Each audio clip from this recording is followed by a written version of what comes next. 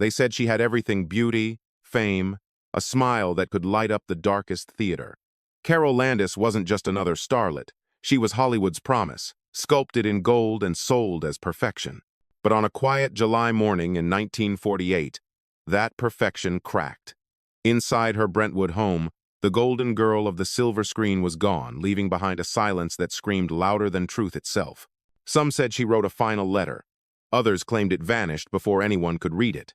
Between those missing words and the fear of scandal, a story was rewritten, one that never quite matched the woman she truly was. What really happened that night, and who decided which version of her ending the world would believe? Carole Landis was born Frances Lillian Mary Ridst, a small-town dreamer who refused to stay small. From the snow-dusted streets of Wisconsin, she carried her ambition west, chasing the light that only Hollywood could offer. By the time she was 20, she had become that light herself, a new kind of beauty for a new kind of age. Her breakthrough came with 1,000,000 BC, a prehistoric fantasy that turned her into an icon overnight. The studios renamed her, reshaped her, and gave her to the world as the Golden Girl. During World War II, she wasn't just a face on a poster. She was a heartbeat.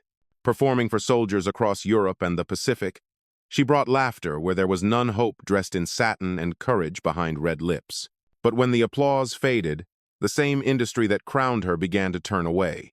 For every photograph in the papers, there was a truth. The headlines refused to print the story of a woman who gave everything and was left holding silence.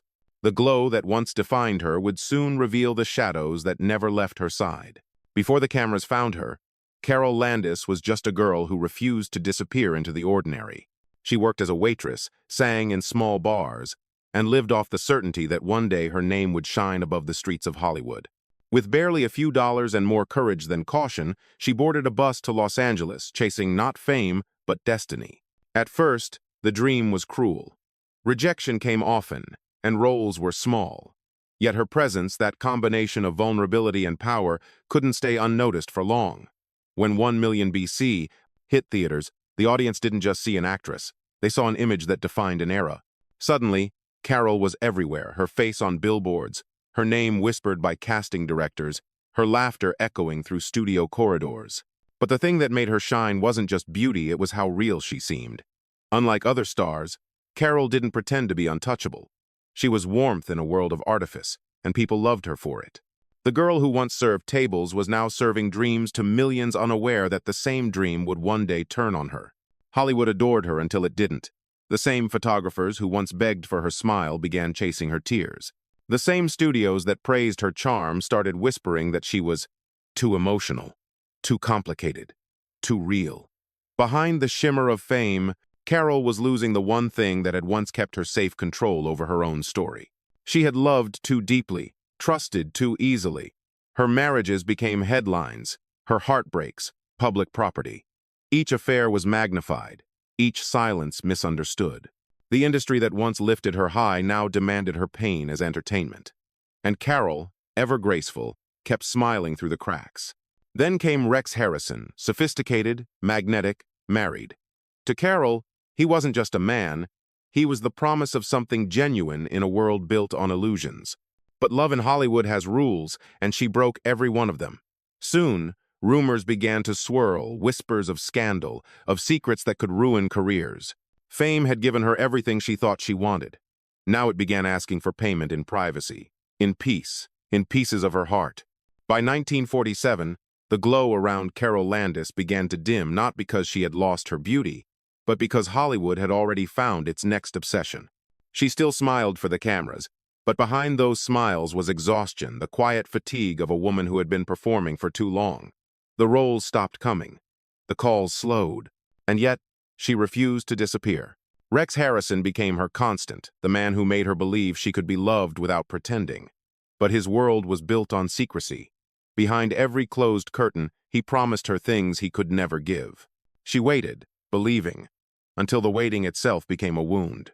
Carole's friends spoke of the loneliness creeping in, the way she would linger at the end of parties as if afraid to go home. She wrote in her diary, "It's strange how silence can feel heavier than words." Still, she planned her future: a new film, a vacation, a beginning. But fate, or something colder, was already writing her final act.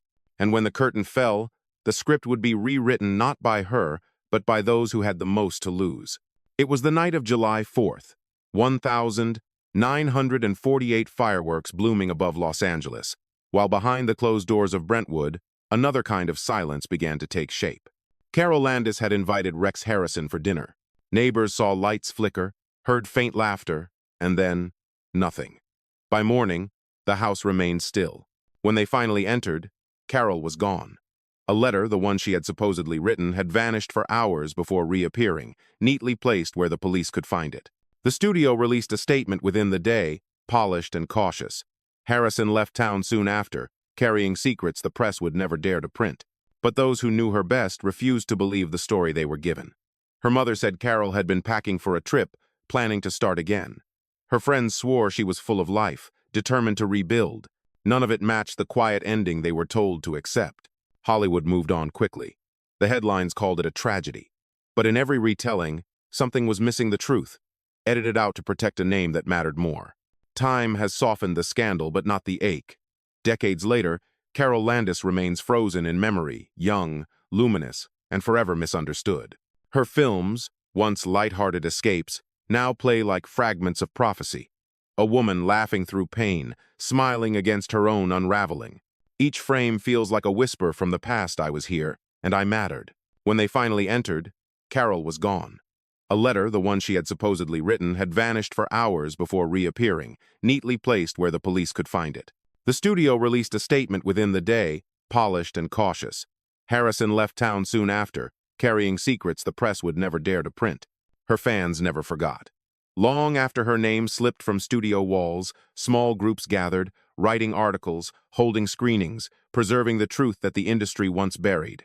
Fellow actresses remembered her kindness, how she spoke to crew members by name, how she stayed long after events to thank the soldiers she entertained. The Golden Girl didn't fade away. She became something rarer, a reflection of the price paid for shining too bright in a world afraid of the truth. Carole Landis's life reads like the script Hollywood would never dare to film, a story too honest, too human, too revealing. She embodied everything the Golden Age promised: glamour, laughter, beauty beyond reason. But behind that light was a woman fighting to stay real in a world that punished authenticity. Her end was more than personal tragedy. It was a mirror held up to the dream factory itself. She became proof that fame and truth cannot coexist for long, that every star shining too brightly casts a shadow the system will try to hide. The same machine that created her image was the one that silenced her voice. Yet, in silence, she endures. Every retelling of her story reclaims what was taken: her truth, her humanity, her name. Carole Landis was never just a star who fell. She was the woman who showed us how dangerous it is when the world values perfection more than people. Her story ends, but her echo remains, somewhere between the applause and the quiet that followed. What do you see when you look at Carole Landis, a fallen star, or a woman whose truth was rewritten by power? Her story reminds us that behind every glittering frame lies a heartbeat, and sometimes a cry for help that no one chose to hear. If her voice still lingers with you, don't let it fade. Tell her story. Share her light. Leave a comment what part of her journey struck you most. Because in remembering, we return what was taken. This is Fame and Shadows, where every star has its story, and every story hides a truth the world tried to forget.